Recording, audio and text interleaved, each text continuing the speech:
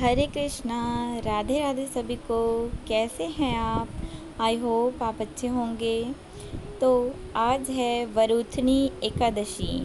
तो मैं काफ़ी दिनों से वीडियो नहीं डाल पा रही थी, लेकिन आज एकादशी है, इसलिए मैं आज विशेष श्रृंगार रहता है हमारे बाबा का, तो आज मैं वीडियो डाल रही हूँ। तो देखते हैं कि मैं बाबा को कैसे श्रृंगार कर रही हूँ आज। सबसे पहले तो स्नान ही कराएंगे। बाबा ऐसे कपड़े पहन के सोते हैं, ऊपर इनका चोली रहता है और नीचे हम लंगोट बांध देते हैं इनकी, बहुत ही प्यार से। फिर से रेडी होंगे हमसे। हमने स्नान करा दिया, इन्हें करा रहे हैं। आप जब तक स्नान देखिए, श्रृंगार देखिए, तब तक मैं आपको आज वरुथनी एकादशी व्रत कथा सुना देती हूँ। आप लोग भी सुन लीजिए। वरुथनी एकादशी का व्रत कथा कुछ इस प्रकार से है। प्राचीन काल में नर्मदा नदी के तट पर मानधाता नामक राजा राज करता था। वह अत्यंत दानशील तथा तपस्वी था। एक दिन जब वह जंगल में तपस्या कर रहा था, तभी वहाँ एक जंगली भालू आया और राजा का पैर चबाने लगा।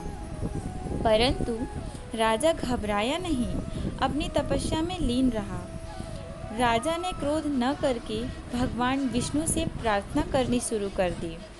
उसकी प्रार्थना सुनकर भगवान विष्णु वहाँ प्रकट हुए और उसे भालू से बचाया।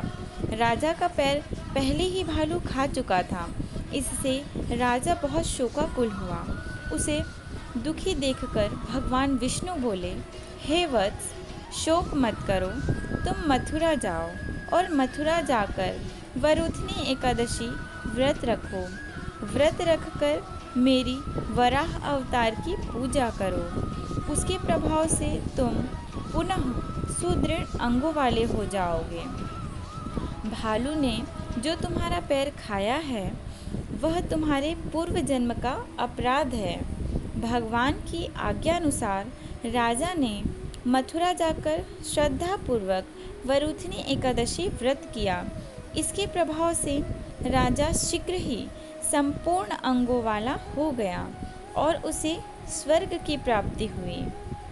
इस प्रकार वरुथनी एकादशी का यह महात्म्य है।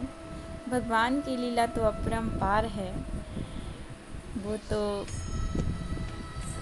लीलाधर हैं।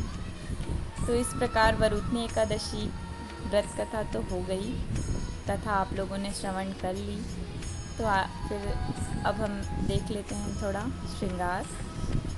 श्रृंगार तो आप सभी देख ही रहे थे। हमने आज इनके हेयर लगा दिए, केशों के हेयर में अच्छे लगते हैं, इसलिए इनके हेयर लगा दिए हमने। आज हमसे इनकी पग बंध ही नहीं रही थी। बहुत ट्राई किया हमने, शायद इनको नहीं बंधवाना था कि पता नहीं। फिर मैंने इन्हें ग्वाला जैसे बांध दिया, ग्वाल बाल जैसे मैंने इन्हें ऐसे बांध दिया। उनकी पग नहीं बंध रही थी। इनका तिलक लगा दिया हमने।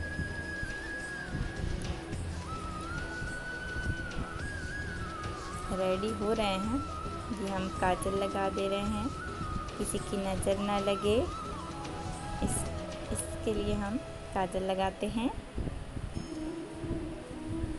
आप सभी अपने घर में ही रहेंगे, कहीं जाइएगा नहीं। कोरोना बहुत बढ़ गया है, क्योंकि ये देखिए हमारे बाबा रेडी हो गए हैं। तो सबसे पहले हम लड्डू का दर्शन कर लीजिए आप सभी। ये हमारे वासु का दर्शन कर लीजिए, नहा धो के रेडी हैं। ये हमारे श्याम बाबा नीचे बैठे हैं। तो आप रेडी हैं हमारे चांद को देखने के लिए? तो मेरे चांद दर्शन दे दीजिए। आप भी बताइए कि आपको कैसे लगा हमारे केशव का श्रृंगार। हरे कृष्णा। राधे राधे सभी को।